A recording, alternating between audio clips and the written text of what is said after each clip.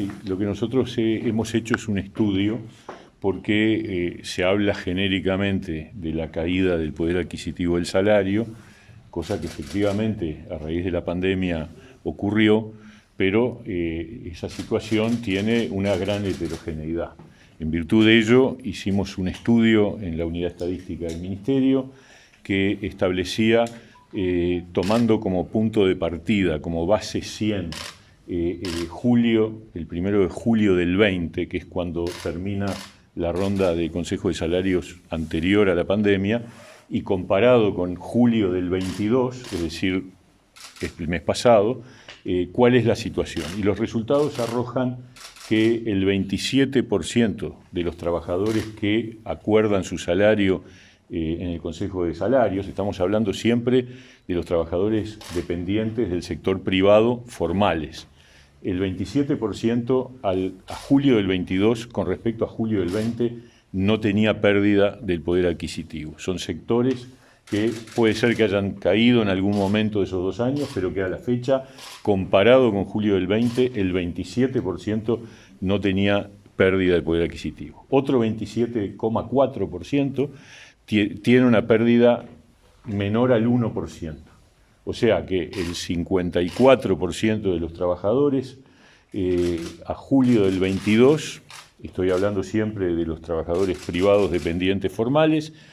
tenían o no tenían pérdida o tenían hasta un 1% de pérdida de poder adquisitivo. De la otra mitad, un tercio de los trabajadores marcan una caída del salario real entre el 1 y el 4%. Se dividen a su vez un 12 y pico por ciento que pierden entre 1 y 2,6 y un 20% que pierden entre 2,6 y 4. Y finalmente el 10% restante tiene una pérdida mayor al 4%, que obviamente refiere a aquellos sectores de actividad que fueron los más castigados por la pandemia. Ahí están los hoteles, los restaurantes, los bares, los cafés, los free shops, todos los sectores que han quedado más rezagados porque sufrieron más cortes de actividad en el transcurrir del periodo de la pandemia. Pero en definitiva lo que queríamos transmitir es una mirada más micro, con capacidad de distinguir y resaltar la heterogeneidad que tenemos en el conjunto de los trabajadores.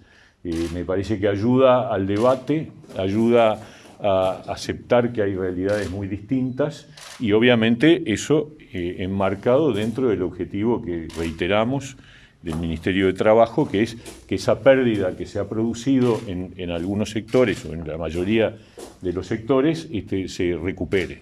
definitivamente. Pueden ser, decimos entonces, algunos números que andan circulando que dice que en líneas generales en los últimos 28 meses se ha apreciado una caída importante del salario real. Lo que pasa es que la mirada general oculta estas heterogeneidades que acabo de mencionar. Es decir, la mirada general da la sensación de que todos los trabajadores perdieron poder adquisitivo y eso no es así. 1 de cada 4 no perdieron, comparado 2 años atrás a hoy, no perdieron poder adquisitivo y otro 25%, 27,4% para ser más preciso, perdieron menos de 1%. Entonces, eso ayuda a entender la complejidad y también refleja que a veces se hace un relato que al unificar da la sensación de un golpe al salario real mayor de lo que en realidad el conjunto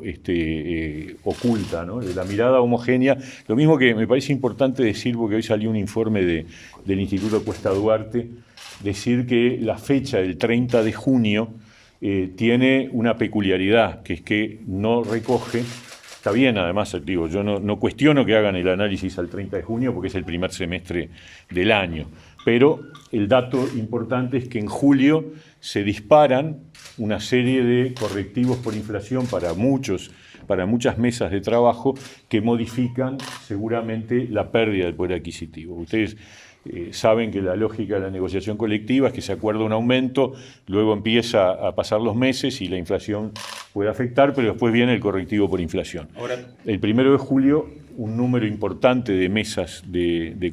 Consejo de Salarios disparó un aumento, además de del aumento de los públicos que se disparó a partir del 1 de julio, que es del 2%, y que entonces seguramente estos números van a reflejar, estos aumentos se van a reflejar en las próximas mediciones.